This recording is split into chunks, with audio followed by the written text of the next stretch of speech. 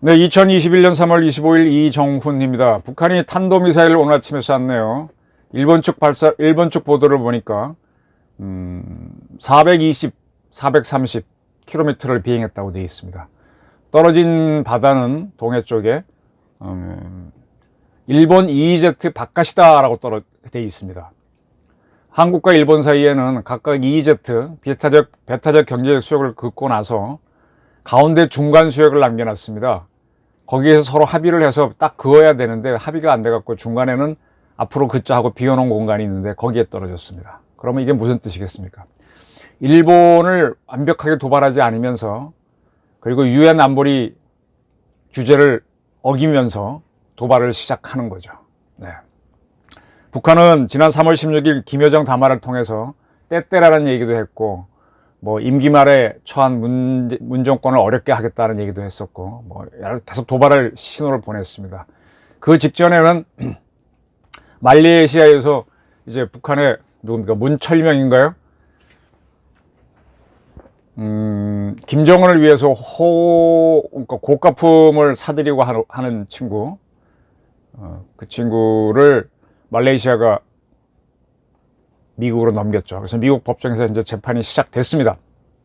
문철명이 상당한 이제 정보를 제공할 것이고, 동시에 또 어떻게 지금까지 이제 돈을 세탁했고, 돈을 송금했는지가 밝혀지겠죠.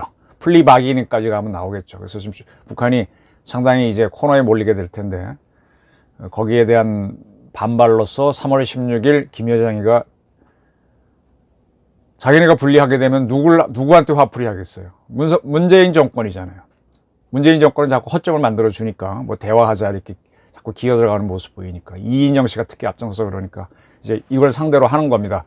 처음에는 이제 서해 쪽으로 미사일을 쏴서 한번 강도를 살짝 건드려 봤는데 우리 쪽에서 보도도 안 하고 미국도 가만히 있고 그건 유엔 안보리 대북 제재 위반이 아니니까 그걸 보고 한번 강도를 올려보는 겁니다. 이제 그 다음엔 뭐를 할까요? 제가 이 방송에서 계속 서욱 국방부 장관의 정치적 행위에 대한 비판을 좀 했었는데, 국방부 장관이라는 사람이 국방 문제만 제대로 하면 되지 무슨 386 이념주의자들 이 정권의 사람들하고 같이 어울리는데 어리 빠져 있느냐.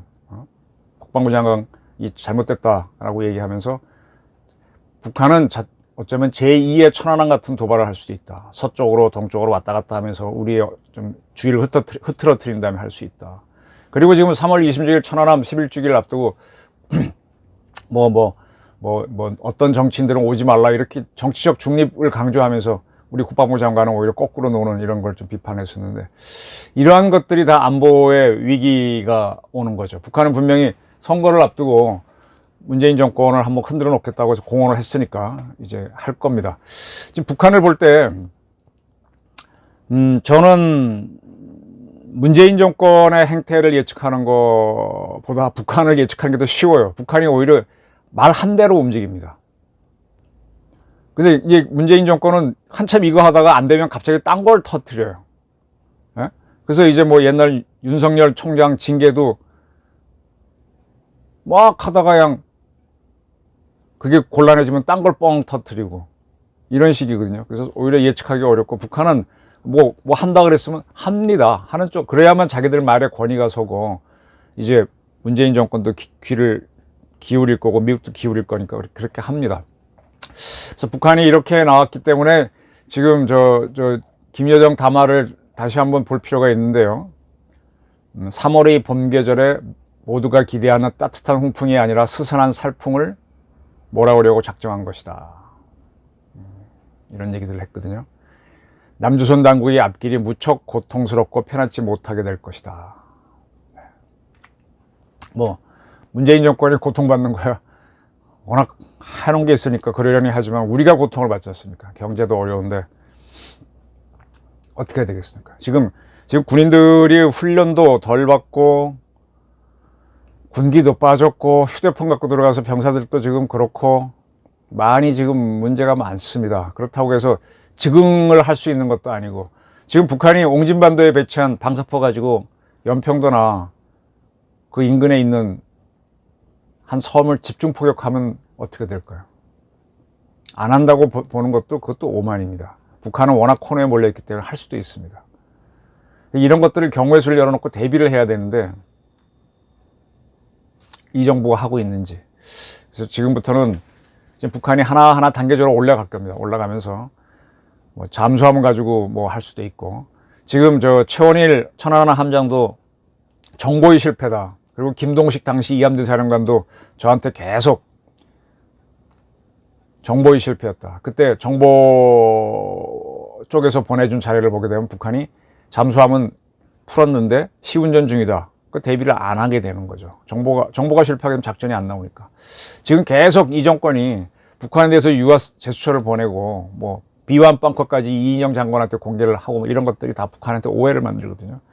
그리고 또 그렇게 해버리면 우리 정보 측에서도 아주 말랑말랑한 정보, 이 정권이 원하는 정보만 주게 되니까 정보의 실패가 오게 됩니다.